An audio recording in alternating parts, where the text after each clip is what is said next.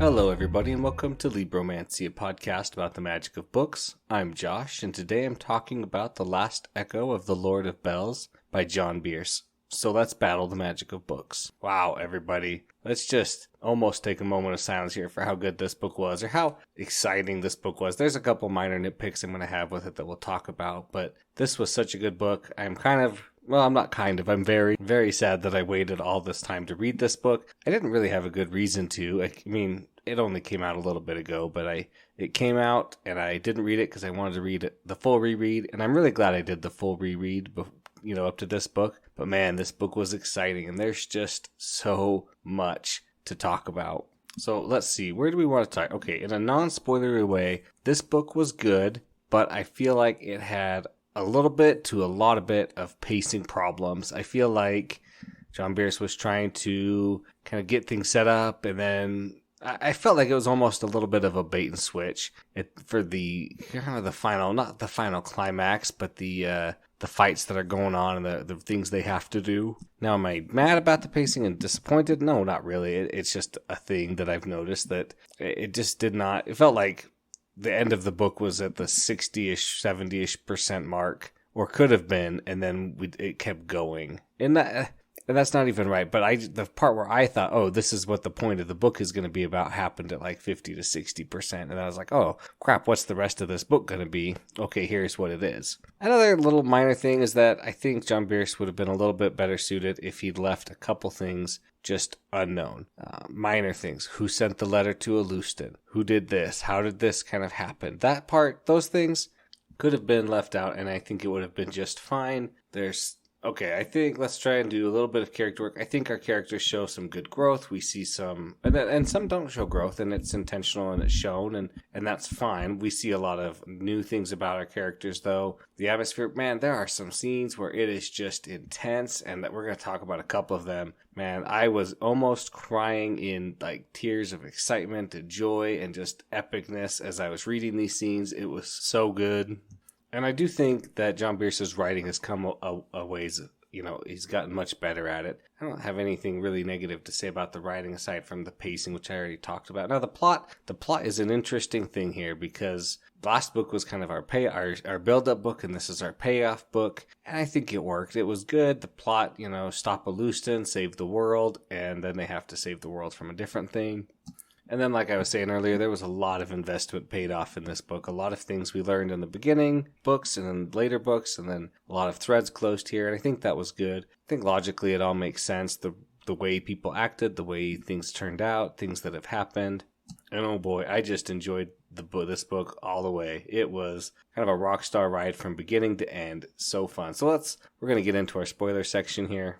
Okay, so spoilers, like I said, spoiler section here. This is so good. And I think we're going to have to just start with the problems with my pacing, the problems I had with the pacing. This book feels like it is 45% just getting to Havath, kind of doing the War Council, getting there, seeing Alustin's forces get there, seeing the Conclave's forces get there, then like 7% fighting in Havath against the separate armies until they use the chitin wand by breaking it to bring the labyrinth forward, and then it destroys the labyrinth. And then it was about 7,000% of this book was fighting Heliothrax, and then 10 to 12% of it was an epilogue. Now, I'm not going to say that I didn't like the fights between Heliothrax, but geez, Heliothrax was a big fight, and it just took an overwhelming portion of the book. At least that's how it felt. Like I was reading it for ages.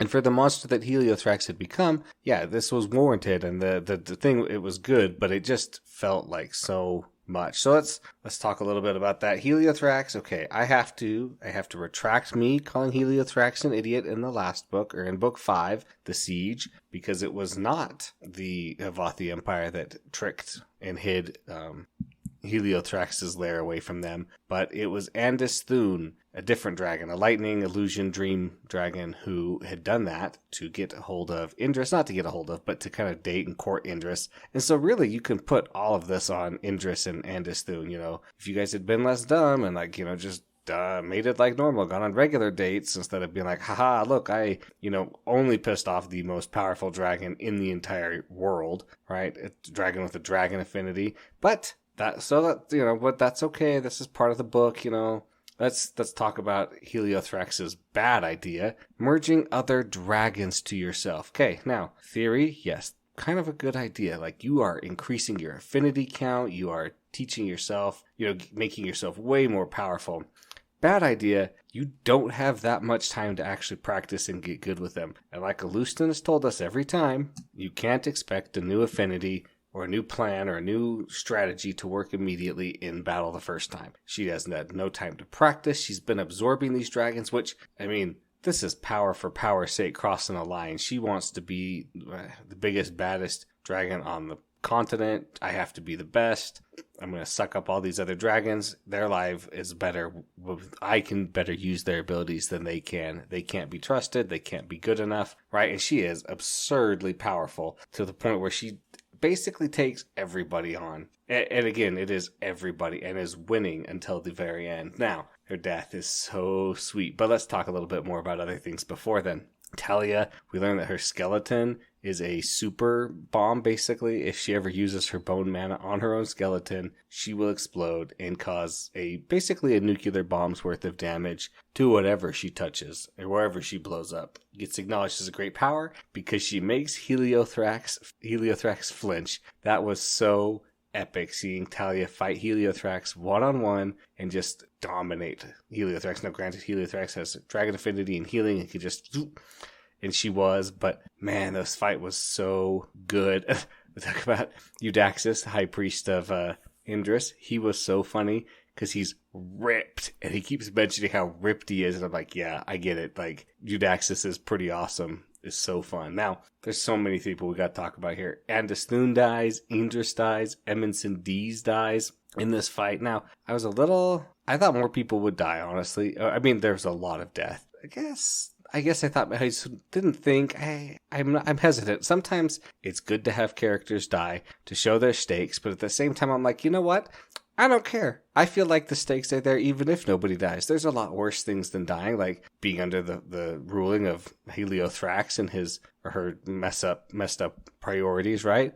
So sometimes I'm like, I really want there to be a death, but I'm usually like, no, I don't need there to be a death among my main characters. These are all cool. These are all, these ones were tough ones. Idris especially, because she just pacted with the warlock, Thaddeus. So, but Idris did some amazing things. She got that bite on Heliothrax right there near the end, biting her on her butt, or worse area right there. Very nice, very powerful.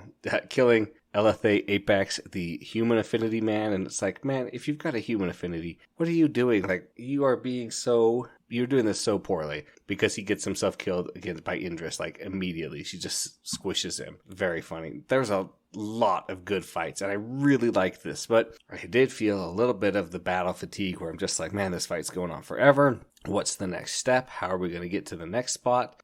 That's okay, but there's so many good moments here. Let's talk about a couple of them then. Okay, we're going to skip the Heliothrax fight in the end for the little bit because that comes later with Kandaron. So we know that Kandaron is becoming a lich of some sort. I love that we got some point of view from her where she's kind of setting up her lich domain and her lich sleep, and then she's ready to, she's working on it. It's like, oh yeah, it'll be at least a year. But Alustin and the last echo of the Lord of Bells, okay, I did not predict that it would be bureaucracy, that Alustin would have manipulated things with his ink and his Farseer, affinity in order to change directions and change orders and basically have the capital of Havath just blow itself up with a little bit of help from, a couple sparks from him. That was so crazy and good. It was well done.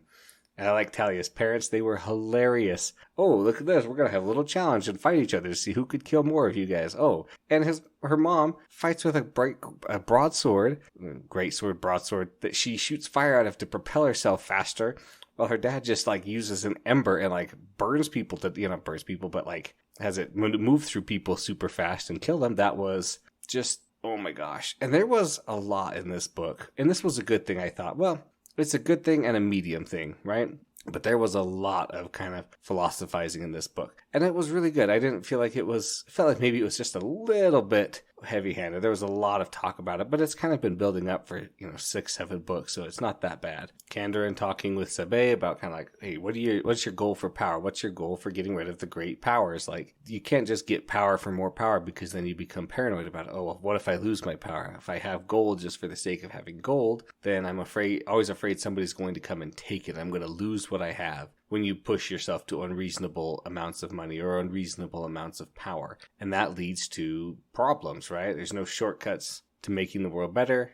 I mean, it was just so much good stuff and talking about a lot of talk about revenge and vengeance, of course, because, Hugh could have gone for vengeance against a lot of people, vengeance against his family, vengeance against Rhodes, who was in this book. And as much as he was good, I was like, I don't really care about Rhodes, but like, sure, Rhodes, you're cool. You're the Frost Mage vigilante. Like, go do something else somewhere else where we don't have to deal with you anymore. Also, this is really tough to think about. Like, Alustan is an interesting character because throughout the whole thing, he is never sorry that he destroyed Havath City, that he gave plenty of time for them to escape is fine, but like, he never actually feels bad about it or recuses himself against the revenge he took. He never says, you know what, it wasn't worth the revenge. And maybe it was, sure it was done on purpose, right? Like, John Bierce could not have been writing this book and been like, you know what, I'm just accidentally not going to have Alustan feel bad about it or sorry about it. No, he knows that he did bad, and he knows why. Like, I was perpetuating a cycle of revenge. There's nothing better for it. I didn't make the world good, but he's like, but I would still do it over again, and I wouldn't change it. And it's not bad. It's just interesting, like, that he...